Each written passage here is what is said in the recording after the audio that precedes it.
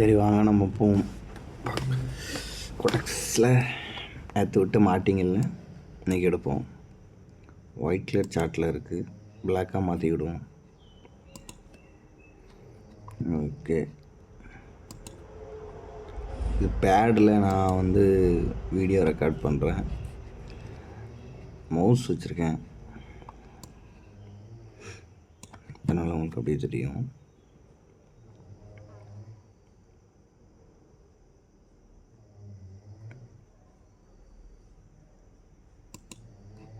இது செல்லாக ஒரு காரணம் என்னென்னா, கேப் டவுன் தான் ஆகிருக்கு.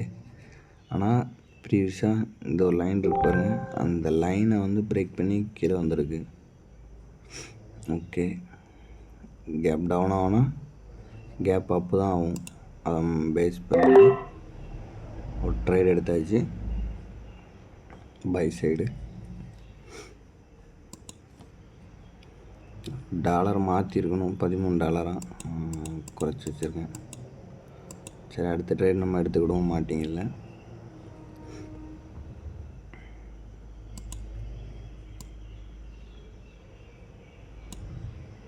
ட்ரேடிங்கிறது பைனரியை பொறுத்தவரை ஹைலி ரிஸ்க்கு தான். ப்ராஃபிட் கிடைக்கும் இல்லைங்களே. நல்ல ஒரு டீசெண்டான கேபிட்டல் இருந்துச்சுன்னா நல்லாயிருக்கும். இல்லாட்டா ஸ்மால் இப்போது $1000 போட்டு $10 நம்ம ரெடி பண்ணி போட்டு மேக்ஸிமம் நான் இதனால் வரைக்கும் இந்த 3 வருஷத்தில், இது 4 வருஷம் நடக்குது. 3 வருஷத்தில் நான் அதிகபட்சமாக நான் எடுத்ததுன்னு பார்த்தீங்கன்னா $1000 போட்டு 20 lakhs போனேன். போயிட்டு அந்த 20 lakhsமே நான் மறுபடியும் லாஸ் பண்ணிட்டேன். வெளியே $1 வித்ட்ரா போடல. காரணம் என்னன்னு கேட்டிங்கன்னா, எமோஷ்னல் தான். ஃபுல்லாக இதாகிடுச்சு, லாஸ் ஆகிட்டேன்.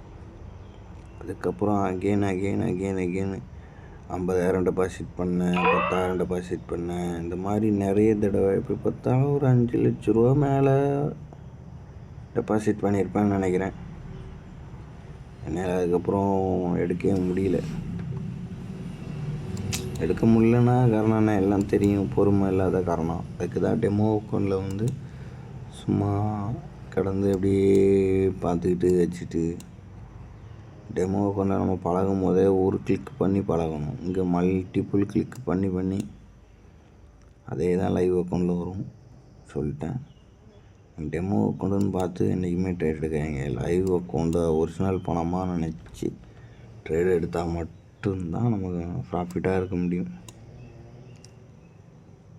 உங்களுக்கு தெரியாது, இல்லை புதுசாக பார்க்குறவங்களுக்கு தான் தெரியாது. ஏன்னா நான் அவ்வளோ அனுபவப்பட்டிருக்கேன், அவ்வளோ அடிபட்டிருக்கேன். எத்தனையோ பேர் சொன்னாங்க, நீ இதெல்லாம் பண்ணி நீ ரொம்ப சாவ போறியா, வைக்க போறியா, பணமெல்லாம் அது மாதிரி லாஸ் பண்ணிகிட்ருக்க, வச்சுட்ருக்க.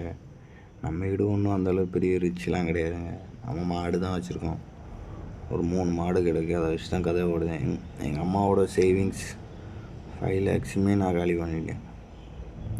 ஆனால் நான் திருப்பி கொடுப்பேன் அப்படிங்கிற நம்பிக்கையில் இருக்கேன். கட்டாயமாக நான் திருப்பி கொடுத்துருவேன். பெரிய விஷயம் இல்லை இது, ஒரு நாளில் எடுத்து கொடுக்க முடியும். அந்த நம்பிக்கையில் தான் இருக்கேன். நல்லா அப்சர்வ் பண்ணிட்டேன் மார்க்கெட்டை ரொம்ப. ஓகே, இருங்க, நம்ம அடுத்த ட்ரேட் எடுப்போம்.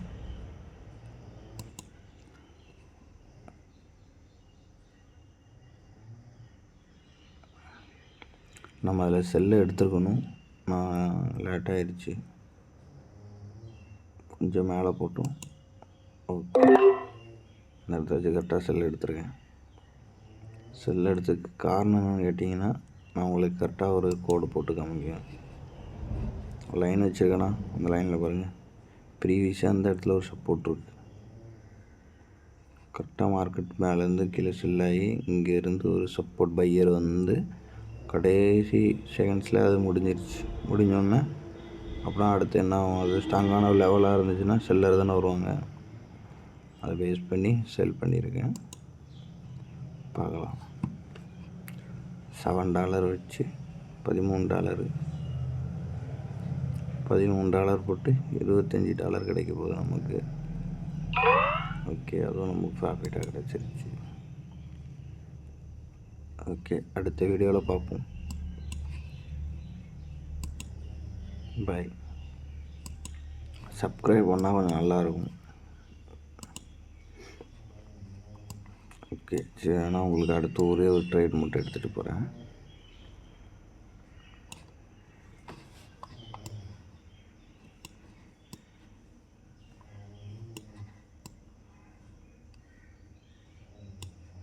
ஓகே, நான் அந்த இடத்துல ஒரு பைக் போகிறேன். ஆனால் மார்க்கெட் சைடு வைஸில் இருக்குது. ஓகேவா? இந்த இடத்துல இருக்குன்னு ப்ரீவியஸாக நிறைய தடவை சப்போர்ட் எடுத்திருக்கு. அதை பேஸ் பண்ணி நான் ஒரு பைக் கொடுத்துருக்கேன். பார்க்கலாம்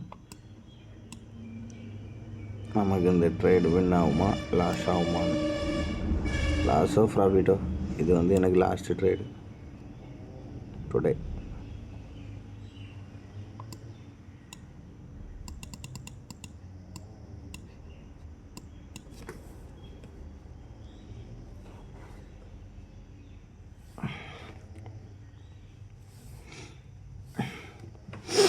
அதனால் நான் சொல்கிறது என்னென்னா, ஃபஸ்ட் டெமோ ஃபோனில் ப்ராக்டிஸ் பண்ணுங்கள்.